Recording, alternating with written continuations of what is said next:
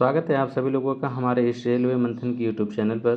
तो आज इस क्लास में हम लोग बायोलॉजी यानी जीव विज्ञान के 30 प्रश्न करने वाले हैं। यह 300 प्रश्न आप तक के एग्ज़ाम में, चाहे वह एएलपी हो, चाहे ग्रुप डी हो, चाहे टेक्नीशियन या आरआरबी जेईई, इन सब एग्ज़ामों में यह पूछे गए प्रश्न हैं। इससे पहले हम लोगों ने 1 से लेकर 35 तक फिजिक्स और 36 से लेकर 70 तक जो है हम लोगों ने केमिस्ट्री के प्रश्नों को किया हुआ है। ठीक है, अब 71 से 100 तक हम बायोलॉजी के प्रश्नों को करने वाले हैं। तो यह हमारा भाग 3 है, जिसमें हम लोग बायोलॉजी के 30 प्रश्न करने वाले हैं। तो शुरुआत करते हैं। जैसे कि प्रश्न नंबर 71 दिया गया है कि जीवों की मूलभूत संरचना और कार्यात्मक इकाई किसे माना जाता है। तो इसे हम लोग सेल को कहते हैं, क्योंकि सेल ही हमारा मूलभूत संरचनात्मक और कार्यात्मक इकाई होती है। ठीक है, अगला प्रश्न हमारा है कि किस कोशिकांग को कोशिका का पावर हाउस कहा जाता है। यह सबसे फेवरेट क्वेश्चन है, अक्सर यह रेलवे पूछते रहता है। तो याद रखिएगा, माइटोकॉन्ड्रिया यानी सूत्रकणिका या माइटोकॉन्ड्रिया को ही हम लोग क्या कहते हैं, पावर हाउस कहा जाता है कोशिका का। अगला प्रश्न है कि कोशिका की आत्मघाती थैली के नाम से किसे जाना जाता है। यह बहुत ही बढ़िया क्वेश्चन है, यह भी एग्जाम में बार बार पूछे जाते हैं रेलवे के। तो याद रखिएगा, आत्मघाती थैली हम लोग लाइसोसोम या लयनकाय, ठीक है ना, यानी लाइसोसोम को हम लोग आत्मघाती की थैली कहते हैं। ठीक है ना। अगला प्रश्न हमारा है, सुकेंद्रीय कोशिका की नियंत्रण इकाई किसे कहा जाता है। सुकेंद्रीय कोशिका की नियंत्रण इकाई हम लोग केंद्रक को बोलते हैं। किसको बोलते हैं? केंद्रक को बोलते हैं, क्योंकि केंद्रक ही जो है कोशिका के अंदर होने वाली सभी गतिविधियों को क्या करता है, नियंत्रित करता है। ठीक है, चाहे कोशिका विभाजन हो या उसके अंदर अन्य गतिविधियां हो। ठीक है, साथ ही साथ इसमें जो है डीएनए भी सुरक्षित रहता है। किसमें? केंद्रक में क्या सुरक्षित होता है? डीएनए भी क्या होता है, सुरक्षित होता है। तो हमारा जो केंद्रक होता है कोशिका के अंदर होने वाली सभी गतिविधियों को क्या करता है, नियंत्रित करता है। ठीक है, आगे हम चलते हैं कि रुक्ष अंतर्द्रव्यी जालिका RER की सतह खुरदरी क्यों दिखाई देती है। तो देखिए, खुरदरी इसलिए दिखाई देती है क्योंकि इसमें जो राइबोसोम चिपके होते हैं, इसकी सतह पर क्या चिपके होते हैं, राइबोसोम, यानी राइबोसोम की उपस्थिति के कारण जब इसे हम लोग सूक्ष्मदर्शी से देखते हैं तो इसकी सतह पर राइबोसोम चिपके होते हैं, जिसके कारण से हमको सूक्ष्मदर्शी से देखने पर कैसी दिखाई देती है, खुरदरी दिखाई देती है। अगला प्रश्न है कि कोशिका झिल्ली को चयनात्मक पारगम्य क्यों कहा जाता है। क्योंकि यह जो है केवल कुछ चुनिंदा आवश्यक पदार्थों को ही आने जाने देती है। यह जो कोशिका झिल्ली होती है, तो कोशिका के अंदर जो है क्या होता है कि यह कुछ चुनिंदा ही पदार्थों को अंदर आने जाने देती है। ठीक है ना। और एक बात यह ध्यान रखिएगा, यह जो है जल, ऑक्सीजन और पोषक तत्वों जैसे ही जो उपयोगी हमारी कोशिका के लिए होते हैं, केवल उन्हीं को ही यह आने देती है, इसलिए इसे अर्धपारगम्य झिल्ली के नाम से भी जाना जाता है। ठीक है ना। अगला प्रश्न हमारा है, यहाँ पे बी वाला सही होगा। ठीक है, अगला जो है हमारा, पादप कोशिका भित्ति का मुख्य घटक क्या होता है जो उसे दृढ़ता प्रदान करता है। तो यह उसमें होता है सेलुलोज पाया जाता है। क्या पाया जाता है? सेलुलोज पाया जाता है, जिसकी वजह से यह उसको मजबूती प्रदान करता है। अगला है कि किस कोशिकांग में अपना स्वयं का डीएनए और राइबोसोम पाया जाता है। तो अभी हम लोगों ने पढ़ा था माइटोकॉन्ड्रिया, यानी माइटोकॉन्ड्रिया, और साथ ही साथ प्लास्टिस्ट में भी ये जो खुद का डीएनए और राइबोसोम पाया जाता है। अगला है हमारा कि पादप में प्रकाश संश्लेषण की क्रिया कोशिका के किस भाग में संपन्न होती हैं। तो यहाँ पर कोशिका में प्रकाश संश्लेषण हम जानते हैं हरित लवक या क्लोरोप्लास्ट, इसी में जो है हमारी प्रकाश संश्लेषण की क्रिया को पूरी की जाती है। अच्छा, प्रकाश संश्लेषण में क्या होता है कि पौधे जो हमारे प्रकाश के सूर्य, जल और कार्बन डाइऑक्साइड की सहायता से अपना भोजन बनाते हैं। किसकी सहायता से? प्रकाश, ठीक है, जल और कार्बन डाइऑक्साइड, ठीक है ना, इसी की उपस्थिति में यह भोजन हमारे पौधे जो हमारे भोजन बना लेते हैं अपने। ठीक है, अगला है हमारा कि मनुष्य में रीढ़ की हड्डी और तंत्रिकाओं को जोड़ने वाला प्रतिवर्ती चाप कहाँ बनता है। तो मेरुरज्जा में बनता है। मेरुरज्जु में कहाँ बनता है? मेरुरज्जु में बनता है। ठीक है, अगला प्रश्न हमारा है कि मानव मस्तिष्क का कौन सा भाग हृदय गति, रक्तचाप और वमन जैसी अनैच्छिक क्रियाओं को नियंत्रित करता है? तो यह मेंडुला करता है। कौन करता है? मेंडुला करता है।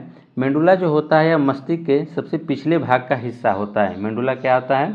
जो हमारा मस्तिष्क होता है उसके सबसे पिछले भाग का हिस्सा होता है, जो हमारी धड़कन को, श्वास को, रक्त को, चाप को निगलने, खांसने, वमन यानी उल्टी जैसी जो है महत्वपूर्ण एवं जीवन रची अनैच्छिक क्रियाओं का वह केंद्र होता है। ठीक, वही उसको नियंत्रित करता है। कौन नियंत्रित करता है? मेंडुला। क्या क्या नियंत्रित करता है? हृदय की धड़कन को, श्वास की दर को, रक्तचाप, निगलने की क्रिया को जो हम खाना खाते हैं, खांसने और वमन यानी उल्टी जैसी जो भी क्रियाएं महत्वपूर्ण होती हैं, इन सबको कौन कंट्रोल करता है? मेंडुला करता है। ठीक है, अगला है शरीर की मास्टर ग्रंथि किसे कहा जाता है? तो ये हम जानते हैं, यह अक्सर प्रश्न कई बार पूछा जाता है। इसे हम क्या कहते हैं? पीयूष ग्रंथि कहते हैं। यह जो हमारे मस्तिष्क के नीचे हिस्से में एक मटर का दाना होता है, ठीक है ना, उसी दाने के बराबर एक छोटी सी ग्रंथि होती है। ठीक है ना, हमारे जो मस्तिष्क में पिछले हिस्से में मटर के दाने के बराबर एक छोटी सी ग्रंथि पाई जाती है। ठीक है ना, उसे हम लोग क्या कहते हैं? पीयूष ग्रंथि कहते हैं। अगला है, इसे मास्टर ग्रंथि के नाम से भी जानते हैं। यह प्रश्न रेलवे का बहुत ही फेवरेट है। अक्सर ये सब प्रश्न पूछते हैं कि हमारे शरीर में आपातकालीन हार्मोन्स या लड़ो या उड़ो हार्मोन स्रावित करने वाली ग्रंथि कौन सी है? तो यह जो हमारी ग्रंथि है अधिविक्र ग्रंथि या एंडेल ग्रंथि। ठीक है ना, यह क्या होती है? यह संकट के समय या अत्यधिक तनाव होने की स्थिति में यह एंडेल हार्मोन्स को क्या कर देती है? स्रावित कर देती है। स्रावित मतलब अंदर, मतलब हमारे वहाँ से निकलना शुरू हो जाती हैं। ठीक है, जो हृदय की धड़कन होती है और सांस लेने की गति को क्या करती है? बहुत तेज़ी से बढ़ा देती है और हमको आपातकालीन की स्थिति से लड़ने के लिए क्या करती है? तैयार रखती है। ठीक है, तो यहाँ पर हमारा क्या हो जाएगा? बी वाला ऑप्शन सही हो जाएगा। 84 में हम देखते हैं कि मानव शरीर में विक्र का मुख्य कार्य क्या होता है? विक्र यानी हमारी किडनी का कार्य क्या होता है? तो हम जानते हैं कि जो हमारी किडनी होती है यह हमारे शरीर का सबसे मुख्य उत्सर्जक अंग है। ठीक है ना, ये क्या करता है कि हमारे शरीर के जो भी विषाक्त पदार्थ होते हैं, जैसे अतिरिक्त हमारे जो मूत्र से पानी को छानना होता है, शरीर से उसको अलग करना होता है, जैसी क्रियाएं क्या करता है? यह करता है। तो इसमें हो जाएगा रक्त को छानकर नाइट्रोजनी अवशिष्ट, हाँ यही होगा कि रक्त को छानकर नाइट्रोजनी अवशिष्ट पदार्थों जैसे यूरिया को क्या करना? अलग करना, यानी ऑप्शन नंबर बी हमारा सही होगा। 85 वाले में कहा है कि मानव पाचन तंत्र में अवशोषित भोजन को शरीर की कोशिकाओं द्वारा उपयोग में लाने की क्रिया क्या कहलाती है? स्वांगीकरण कहलाती है। क्या कहलाती है? स्वांगीकरण कहलाती है। स्वांगीकरण जो होता है, यह जो अवशोषित भोजनों को क्या करता है? सरल कोशिकाओं के द्वारा ऊर्जा प्राप्त करने के लिए, नई कोशिकाओं के निर्माण करने के लिए और क्षतिग्रस्त ऊतकों की मरम्मत के लिए जो उपयोग में करने की जो संपूर्ण जैविक प्रक्रिया होती है, उसी को ही हम लोग क्या कहते हैं? स्वांगीकरण कहते हैं। क्या कहते हैं? स्वांगीकरण कहते हैं। अगला जो हमारा है कि अस्थियों से जोड़ने वाले अत्यधिक लचीले संयोजी ऊतक क्या कहते हैं? तो देखिए, इसे हम लोग क्या कहते हैं? स्नायु लिगामेंट, यानी बी वाला हमारा क्या होगा? सही होगा। यह जो क्या करता है कि हमारे अस्थियों से जोड़ने के लिए इसका प्रयोग किया जाता है। यह ऊतक हमारे लिए क्या होती है? संयोजी ऊतक का काम करती है। उस ऊतक का नाम क्या है? स्नायु या लिगामेंट है। अगला है कि मानव शरीर की सबसे लंबी कोशिका कौन सी होती है? मानव शरीर की सबसे लंबी कोशिका, यह भी बहुत ही फेवरेट क्वेश्चन है, ये अक्सर पूछे जाते हैं एग्जाम में। जितने भी बायोलॉजी के प्रश्न यहाँ पे आपको दिए गए हैं, आप यह देखेंगे ये प्रश्न अक्सर रेलवे से भी पूछते हैं। तो मानव शरीर की सबसे लंबी कोशिका हमसे पूछ रहा है, तो यह होगी तंत्रिका कोशिका या न्यूरॉन जिसे हम कहते हैं। ठीक है ना, यह हमारे शरीर की जो सबसे लंबी और जटिल कोशिका होती है। ठीक है, यह हमारे शरीर के अंगों को क्या करती हैं? संवेदनाओं को, हमारे शरीर के जो मुख्य कार्य के शरीर के जो अंग होते हैं उनकी संवेदनाओं को, यानी संकेतों को जो क्या करती है? हमारे मस्तिष्क तक पहुंचाने का काम करती है। ठीक है ना। और मस्तिष्क के आदेशानुसार और मस्तिष्क के जो आदेश है उसको अंगों तक पहुंचाने का काम करती है, यानी ये सूचना पहुंचाने का कार्य करती हैं, ठीक है। अगला है हमारा कि रक्त का कौन सा तरल घटक भोजन, कार्बन डाइऑक्साइड और अवशिष्ट पदार्थों के परिवहन के लिए उत्तरदायी होता है।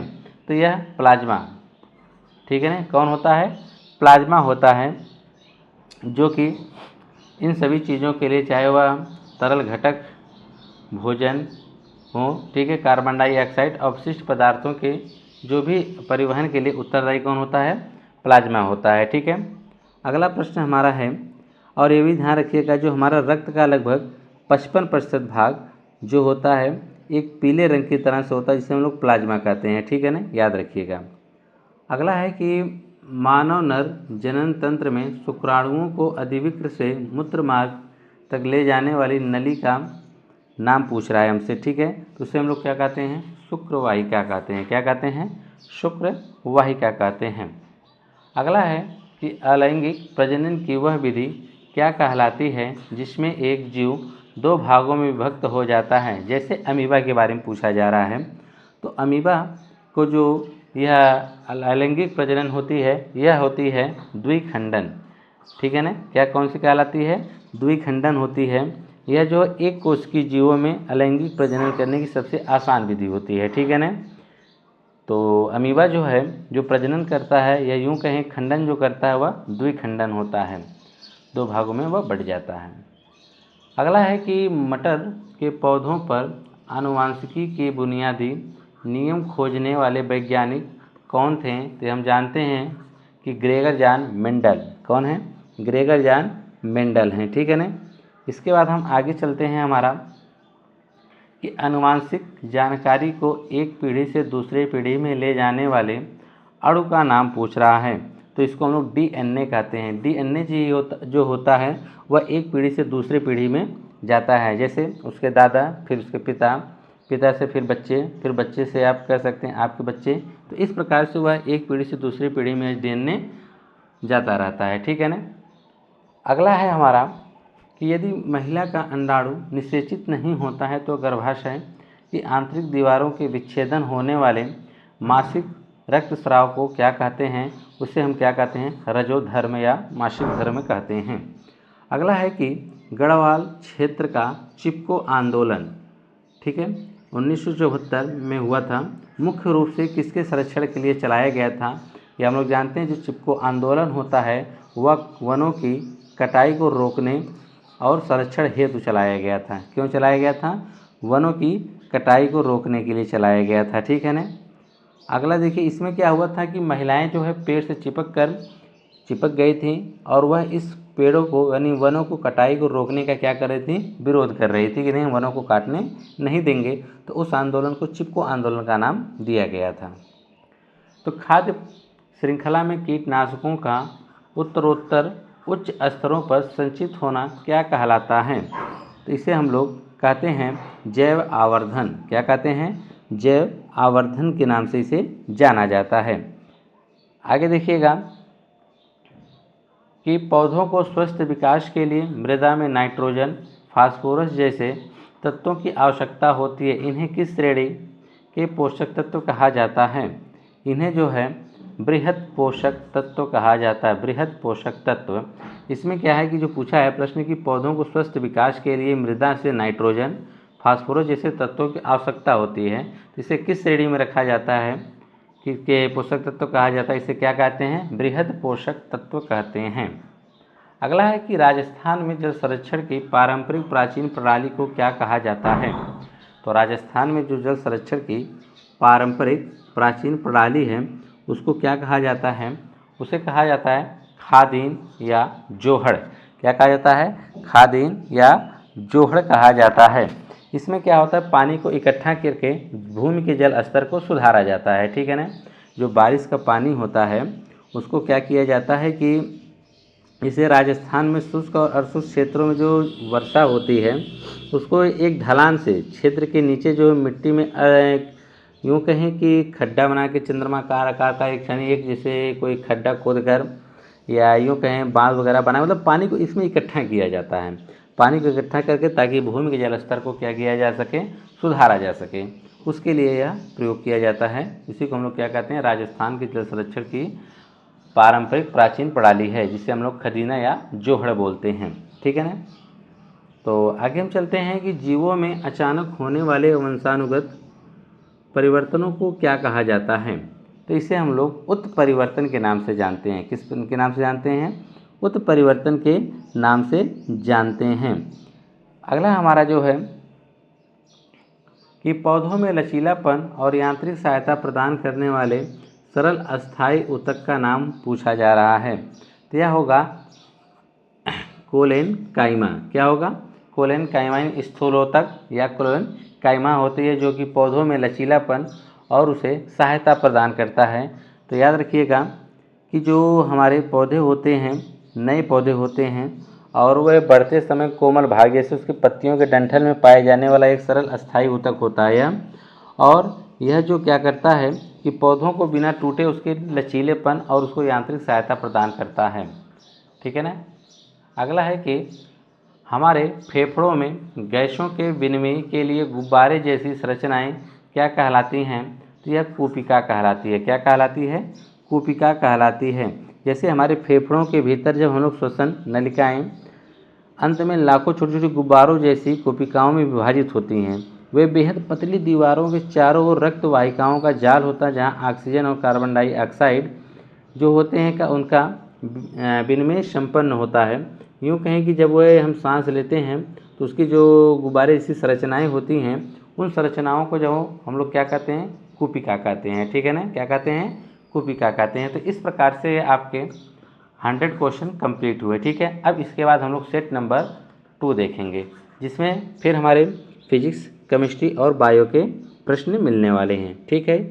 मिलते हैं नेक्स्ट वीडियो में। तब तक के लिए धन्यवाद।